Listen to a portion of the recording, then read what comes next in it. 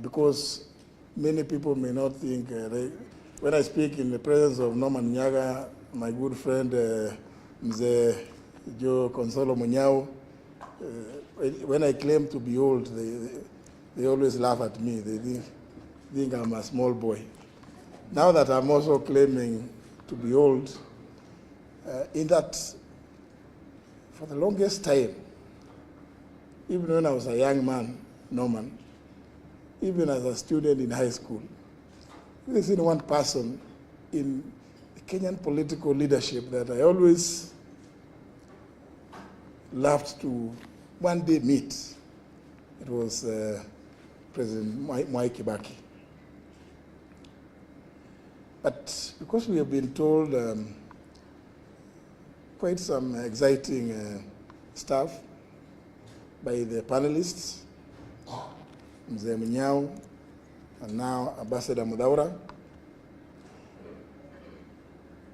I want to just pick one point, not about his eloquence and his capacity to debate any topic in Parliament, which I found quite unique, but it's something that I think, for me,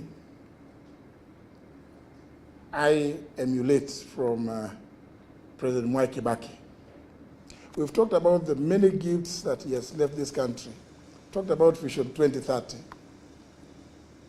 And my worry is just that as it comes to an end, we may get into some darkness. His Excellency Rigathi has always been telling people that whenever it gets very dark, it's just about dawn. You're just about to get to some light. But I fear for the country if it gets too dark. This document that at every time, and it's a dictates to, before you take up any state job, you must swear by the Constitution to defend it, to uphold it, to protect it. As my brother Eugene pointed out,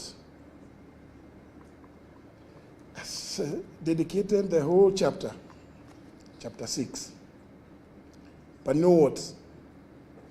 Actually, you don't need to read chapter 6. You just need to follow the public life of the longest serving member of parliament so far in this country, Kibaki. Chapter 6 is on leadership and integrity. How it is that somebody could have been in public life, in politics, that long, and to date, you don't hear anybody saying, oh, they planned this, they planned Thika Highway, but in the process of planning Thika Highway, there was this which was supposed to sort out some things. This, for me, is extremely important. Even as we read that chapter 6 on leadership and integrity. We've been told about ICT. How I wish we all in leadership could borrow a leaf that when we come up with projects, public projects, we don't do so because we have hidden private interests in there.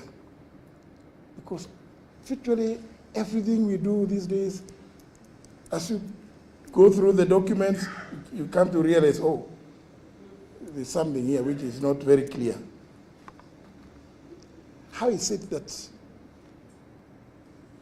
President Kibaki went through it, Minister for Finance, Minister for Health, Assistant Minister, but you can't hear. And in those very critical dockets, to date, you cannot see or hear what we hear today. So, ladies and gentlemen, brothers and sisters, whether you read chapter 6, read about President Mwai Kibaki to know what it is. When we talk about good governance, when we talk about integrity in public leadership, in office, you just need to read the history of Mwai Kibaki.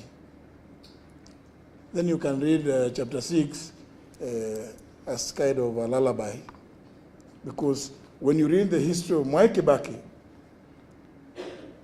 then integrity in public leadership, in public office, will become so clear to you that you don't need to read anything else. Many of you, I'm sure, are religious people, either Muslims or Christians or Hindus. You know, virtues, the virtues of integrity, honesty.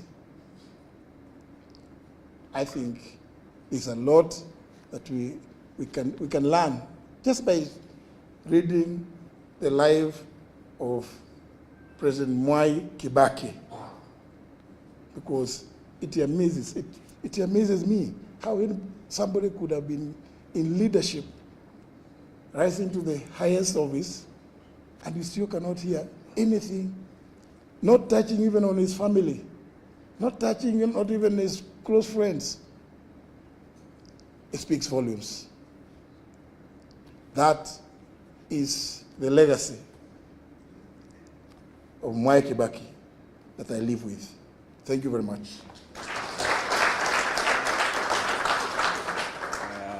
Thank you very much. Tumeshukuru sana. Ambassador Muthaura talked about housing that Mwai Kibaki did, and it triggered my mind when William Ruto brought the affordable housing and there was outcry out there. People are saying they be left alone to do their own houses. And I had a conversation with him, and he says, no, we need houses.